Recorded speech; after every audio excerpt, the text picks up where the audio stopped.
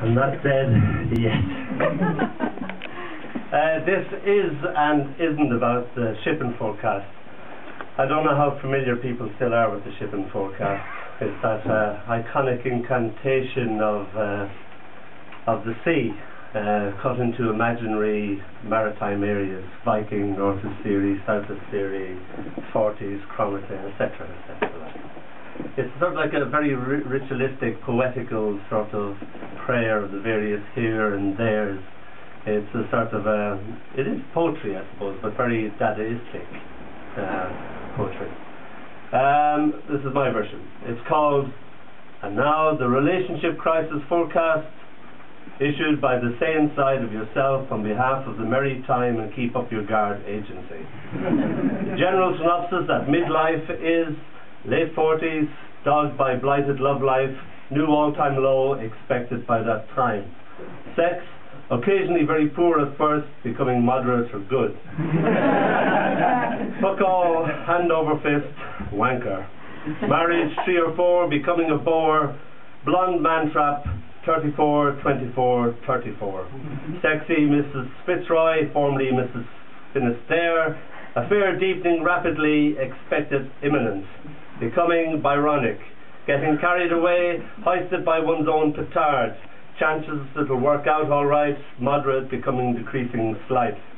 Fair Isle, sweater carelessly left behind in car, big mistake. Violent storm warning, boyfriend built like Viking, gulp knocked over right.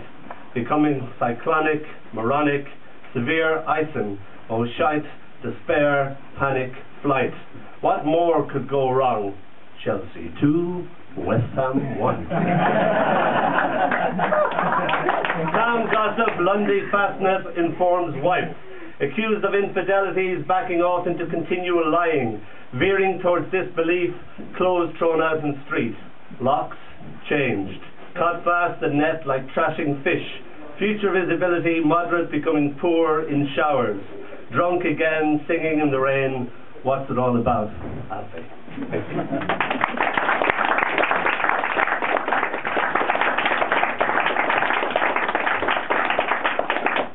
This is called Be the HOKEY, which is, I think, a corruption of Be the Holy.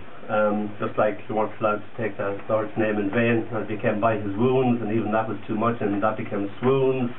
So my uncle used to always say, Be the HOKEY or Be the Holy Devil. Be the HOKEY. Under his hat, my uncle's smile permanently hung like a weathered sign, creaking in the wind, singing in the rain, as present as sunrise and sunset. A smile always bursting into laughter, like flames catching kindling, becoming a roaring fire. His hat and him the one thing, only taken off every now and then, pushed back on his head in an amazed gesture to what a little boy had said.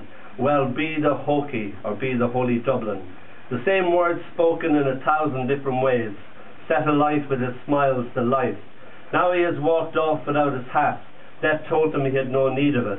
I wait like a child for him to come back, hoist me with a hand upon his back, place his hat upon my head, laugh like mad at anything I said, as I inhabit his hat, crawl like a hermit crab inside his smile, mimic him as if I were he. Be the Holy Dublin, be the HOKEY.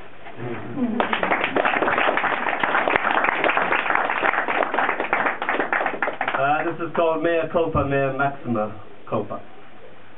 Jesus cowers in a corner, a coward hiding amongst candlelight and halos, lost amongst the innocence of incense and bells, chantings and rhymes.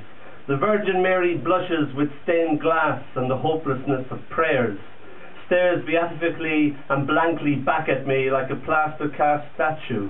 They both try their best, all dolphinous and gesturings, to contrive to look even more holy than they usually do. But it is all an act. They have let my sister die despite my tears and pleas.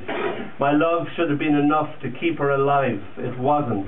Jesus and Mary can only smile dumbly. Bastard, I scream at him before storming out. Bitch, I spit at her, all out of belief.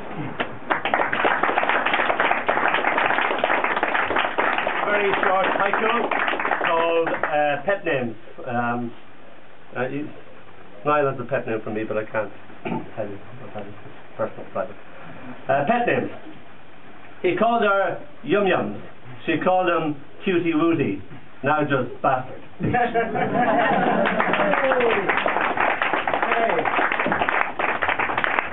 One more time for Licky Bum Bum. Thank you.